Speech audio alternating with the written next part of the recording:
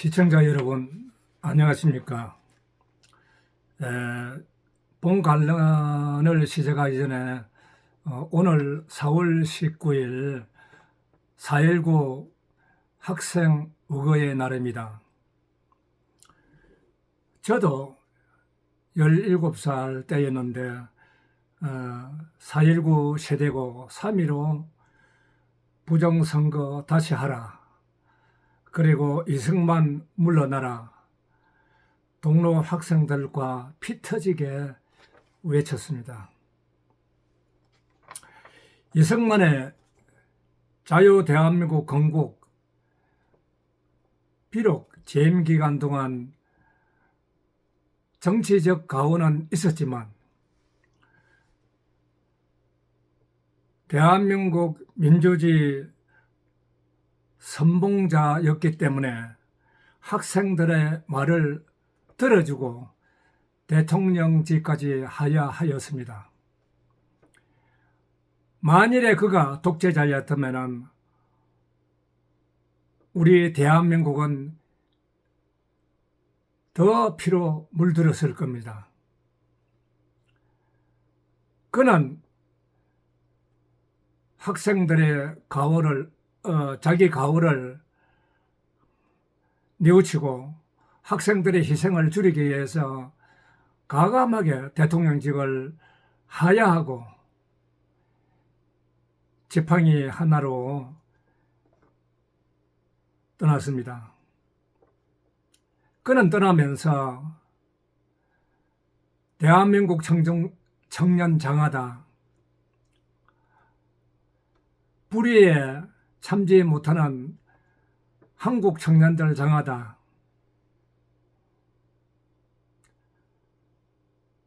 대한민국은 앞으로 우리 청년들에 의해서 희망이 있다는 그런 메시지를 남기고 위로하면서 하와이로 떠났습니다. 그가 떠남으로써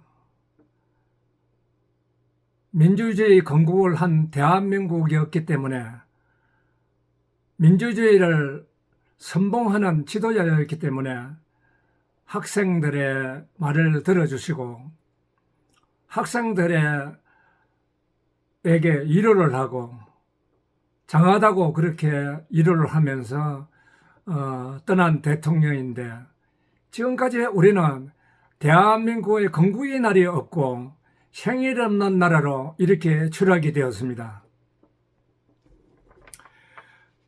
당시 저도 영주동에서 한 건물이 불에 탔는데, 데모대회에서 불에 탔는데 우리 학생들이 불을 저지른 일은 아닙니다. 그런데 거기에 있었다고 해서 저도 경찰에 사진이 찍혀서 수배당하고 학교에 퇴학을 당하는 그런 어려움을 당했습니다.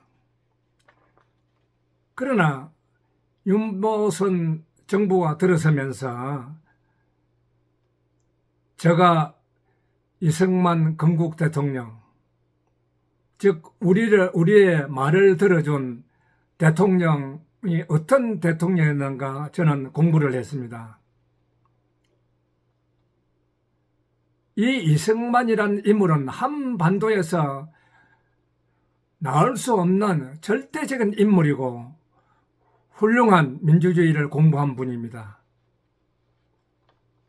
그런데 정치적 가오가 있었다고 해서 또 학생들, 국민에게 사과하고 대통령직까지 하야하면서 떠난 분을 아직까지 물고 늘어지는 좌파 정치인들, 이거 좀 공부해야 됩니다. 좌파든 우파든 대한민국의 법치 아래서 국회의원을 해야 되고 그 법치 아래서 공정하게 역사는 평가되어야지. 건국절을 건국을 한 이승만 대통령이 대한민국의 주인입니까? 주인은 국민에게 있고 주권은 국민에게 있기 때문에 이승만은 대통령 측에서 하야한 것입니다. 이런 상황을 우리는 냉정하게 정치는 해결 못하고 넘어갔기 때문에 이렇게 갈등이 심합니다. 특히 보수정당 국민의힘은 좀 정신 차리세요. 왜 국민의힘이 보수의 가치를 높이지 못하고 그렇게 좌파 흉내만 내고 지금 31년간 좌파 흉내만 내고 이렇게 좌파 표를 얻어서 국회의원이 된 사람이 무슨 일을 보수의 가치를 높였겠습니까? 오늘은 27차 역사경제 TV 강의를 하면서 여러분에게 국가 정체성에 대한 강의를 좀 하겠습니다. 좋아요, 구독 부탁드립니다. 오늘은 대한민국 정체성을 바탕으로 역사, 경제, 힐링이라는 주제로 강의하겠습니다. 얼마나 좋은 나라인지, 얼마나 우리나라가 좋은 나라인지, 자유가 넘치는 나라인지 우리 국민은 잘 모르는 것 같습니다. 이러한 성숙한 나라가 이념과 사상에 갈라치게 되고 또 정치로부터 국민은 정치를 애원하고 있습니다. 제가 역사를 강조하는 것은 역사를 바르게 공부해야 국가관이 바로 서고 자신의 깨달음이 실수를 뉘우치면서 자신을 나아가게 하는 것입니다. 자신을 뉘우친 대통령이 바로 건국한 이승만 대통령입니다. 이러한 인간의 평범한 진리를 국가, 사회 또는 기업에 시련을 받게 되는 인재가 되는 것입니다. 통제할 수 있는 나쁜 포퓰리즘, 이 포퓰리즘 때문에 국가의 정체성이 무너지고 사회가 쇠퇴해지는 것 같아서 정말 안타깝습니다. 국가, 사회, 가정까지 정체성이 무너지고 이념이 무너지고 사회 전반의 도덕성이 무너지고 있습니다. 나라가 없어진 36년 해방이 되었지만 우와, 자와 사상적 갈등이 반복되는 혼란을 겪으면서 그리고 공산주의에 감염된 어려운 속에서 자유 대한민국을 건국했다는 사실은 기적적이었습니다. 우리 주변의 강대국이 어떤 나라입니까? 중국, 소련, 중앙아시아. 우리 한반도는 전부 다 공산주의에 둘러싸여 있었지 않습니까?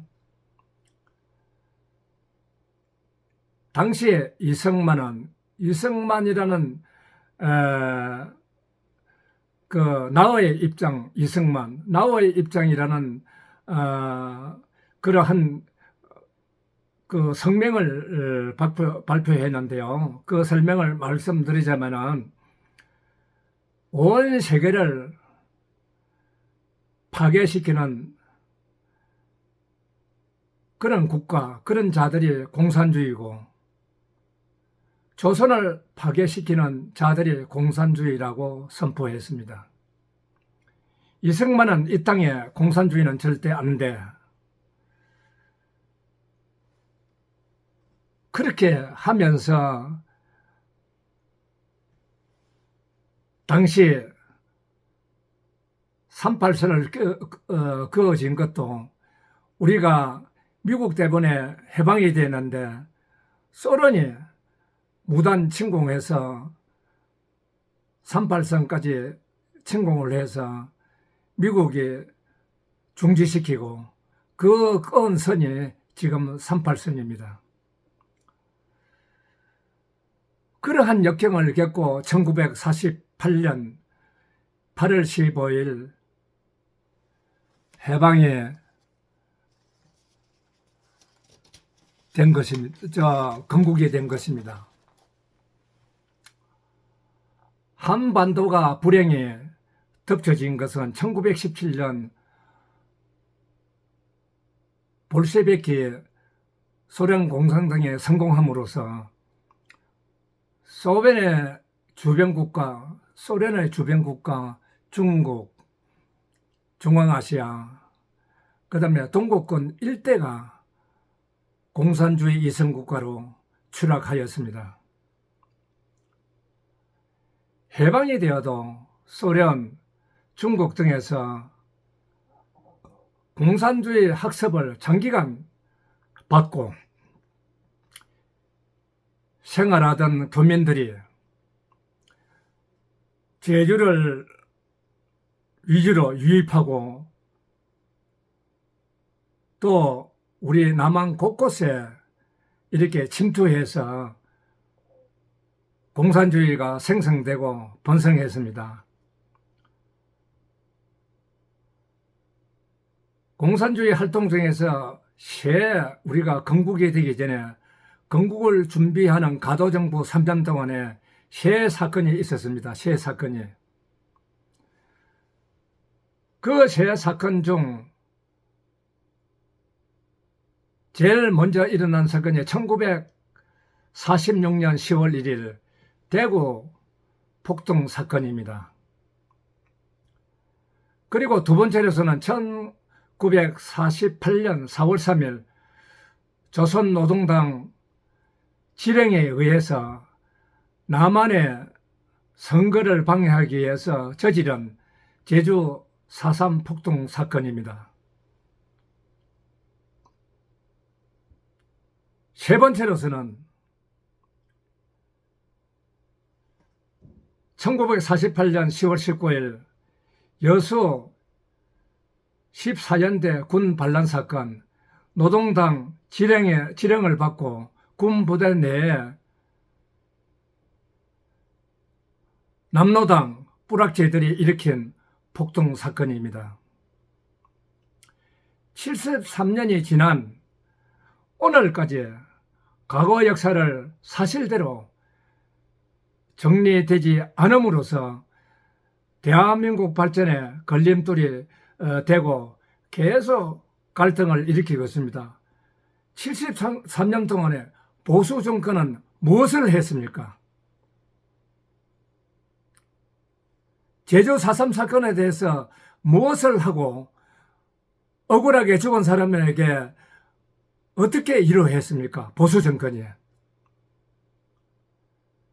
보수 정권이 근위 의식만 가지고 내팽개쳤지 않습니까?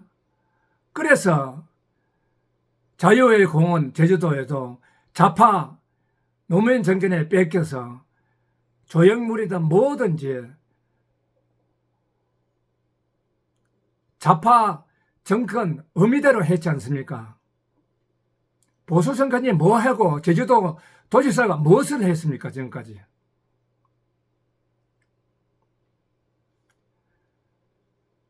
(2018년) 동계올림픽 때 신영복 빨갱이를 존경한다고 한 대통령이 대한민국 문재인 대통령입니다. 이에 반발하여 정강원 목사는 애국심에서 문재인 대통령을 비판하고 그때부터서 광화문 내서 건국을 외치고 대한민국 자유 대한민국을 외치고 대한민국을 지키겠다는 애국자들이 대한민국 애국을 외쳤습니다. 지팡이 하나로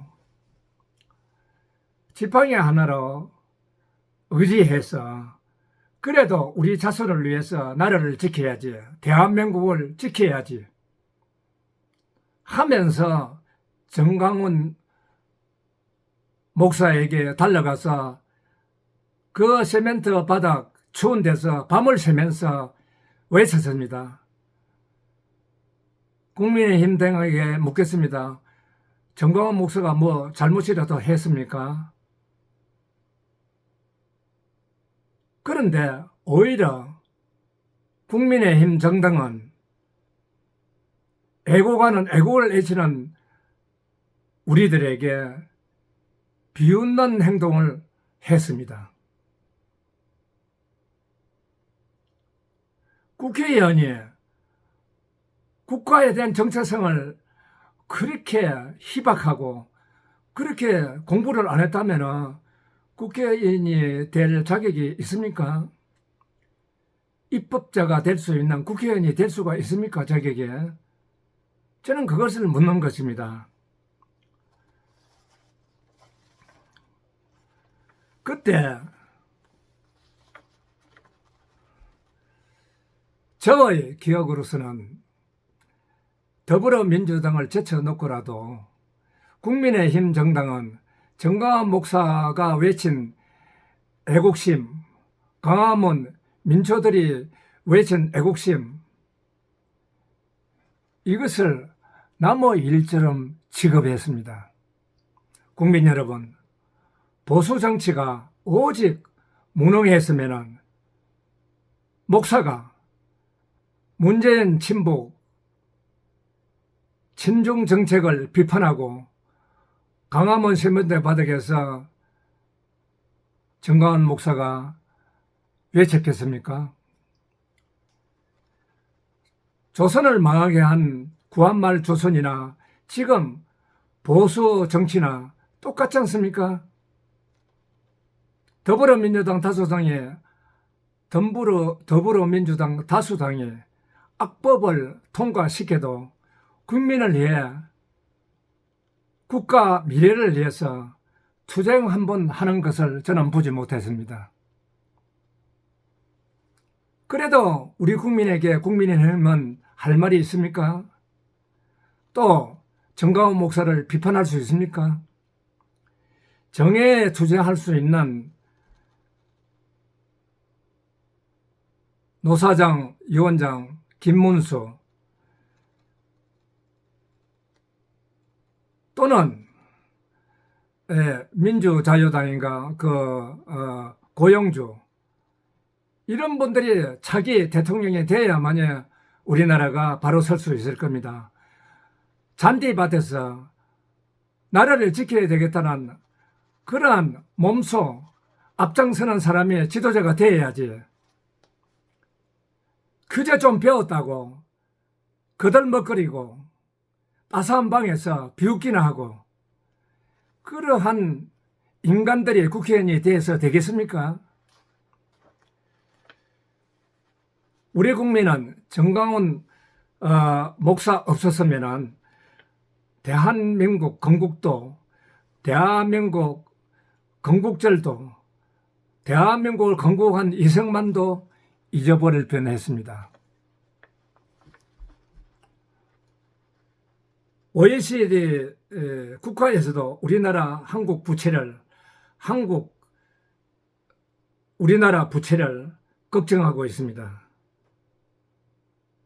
계속해서 무역적자, 고용세습, 고용의 악법, 민노총, 건설 현장 방해와 건설 현장 노임 착취, 그들의 고용세습, 윤석열 대통령의 개혁 정치에 국민의힘은 제대로 대응해 주지 못하는 것 같습니다. 정치가 이렇게 썩었으니까 어떻게 대통령을 보좌하겠습니까? 제대로. 다음 선거 때는 국가 정체성에 강한 배우고 안 배우고 정치는 필요 없습니다. 국민을 생각하는 애정이 있어야 되고 국민을 생각하고 국가를 생각하는 정체성이 뚜렷한 사람이 국회의원이 되어야 됩니다. 그런 사람을 국회에 보내서 우리 대한민국을 지켜나가야 합니다. 대한민국 지도자는 김문수 아니면은 고영주 그 두 분에서 앞으로 대통령이 선출되어야 할 것입니다. 여러분, 국민의힘이 똑바로 제대로 정치를 한다면 제가 이런 말을 하겠습니까? 저는 수십 년을 겪으면서 보수가 뭐 이래 선거 때마다 이해창 그때 붙어서 3당 합당 후에 국회의원들이 자기 당을 적극 나서서 선거하지 않았습니다. 선거 후보에 대해서 노력하지 않았습니다. 그래서 내리 김대중, 노무현 뭐 내리 뺏긴 겁니다. 왜? 일을 안 하니까. 국가를 위해서 일을 안 하니까 뺏겨야지요. 이제 국민은 수십 년이 흐르면서 조금 깨달은 것 같습니다. 국민의힘, 저도 국민의힘에 애정을 가지고 있습니다. 잘해주기를 바랍니다. 국민의힘 부탁드립니다. 그리고 2023년 건국절은 국가 주도로 꼭 건국절 행사를 하는데 국민의힘에서 나서주기 바랍니다. 오늘 이것으로 강론을 마치겠습니다. 여러분 감사합니다. 또 다음 강의에 여러분을 뵙겠습니다. 안녕히 계십시오, 여러분.